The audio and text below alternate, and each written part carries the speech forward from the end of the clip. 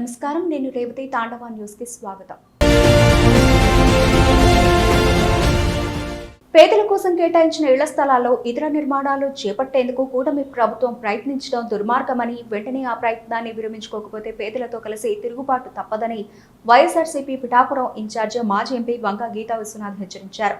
కూటమి ప్రభుత్వం అధికారంలోకి వచ్చినప్పటి నుంచి ప్రజలు అనేక ఇబ్బందులకి జరుగుతా ఉంది. జగన్మోహన్ రెడ్డి గారు పేదలందరికీ ఇళ్లు ఇవ్వాలనే సంకల్పంతో ఎక్కడెక్కడో అపార్ట్మెంట్లు కట్టి కాకుండా ప్రతి ఒక్కరికి కూడా, అది పట్టణమైనా లేకపోతే పల్లె అయినా సరే, ఒకరికి పట్టణంలో 1 సెంటు, పల్లెటూరులో సెంటున్నర చొప్పున ఇండివిజువల్ గా పట్టాలు ఇచ్చే కార్యక్రమానికి శ్రీకారం చుట్టి రాష్ట్ర వ్యాప్తంగా కూడా వేలాది ఎకరాలు కొని రైతుల దగ్గర నుంచి తీసుకొని పేదలందరికీ కూడా పట్టాలని ఇవ్వటం జరిగింది. అందులో భాగంగా పిఠాపురం పట్టణానికి సంబంధించి నరసింగపురం దగ్గర సుమారు 60 ఎకరాల భూమిని రైతుల దగ్గర నుంచి కొనుగోలు చేయడం జరిగింది. అదే విధంగా పిఠాపురం పట్టణంలో మసీదు మాన్యం, మిగిలిన కొన్ని చోట్ల కూడా ప్రభుత్వ భూమిని పట్టాలు పంపిణీ చేయటం జరిగింది. ఆ పట్టాలు పంపిణీ చేసి వాటిని రిజిస్ట్రేషన్ కూడా చేయించడం జరిగింది. పట్టాలు లబ్ధిదారులకు ఇవ్వటమే కాకుండా రిజిస్ట్రేషన్స్ చేసి వాళ్ళకి పక్కాగా కూడా రిజిస్టర్డ్ డాక్యుమెంట్ ని అందజేసి వారికి ఇవ్వటం జరిగింది.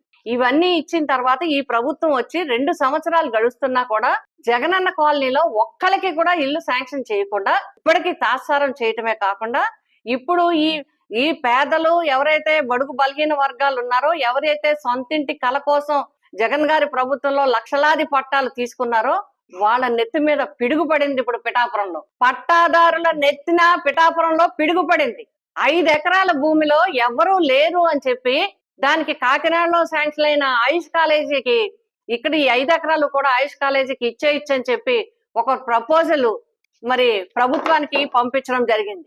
ఆయుష్ ఇంటిగ్రేటెడ్ ఆయుష్ హాస్పిటల్ ఆంధ్రప్రదేశ్ లో ఫస్ట్ టైం శాంక్షన్ అయింది. ఇది ఆయుష్ అంటే మామూలు ఆయుష్ హాస్పిటల్ కాదు, హోమియో గాని, ఆయుష్ గాని, లునాని గాని అన్నింటికి సంబంధించిన హాస్పిటల్ ఉంది.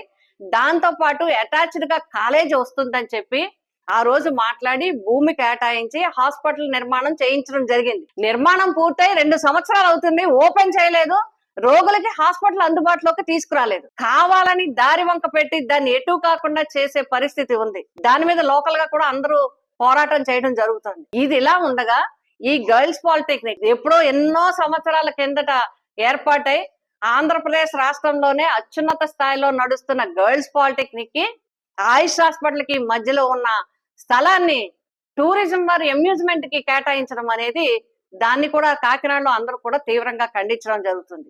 అది అంటే మా వర్మ సోదరుడికి ఆయనకి అదృష్టం, కానీ మేము మాట్లాడడం రావడం మాకు దురదృష్టం.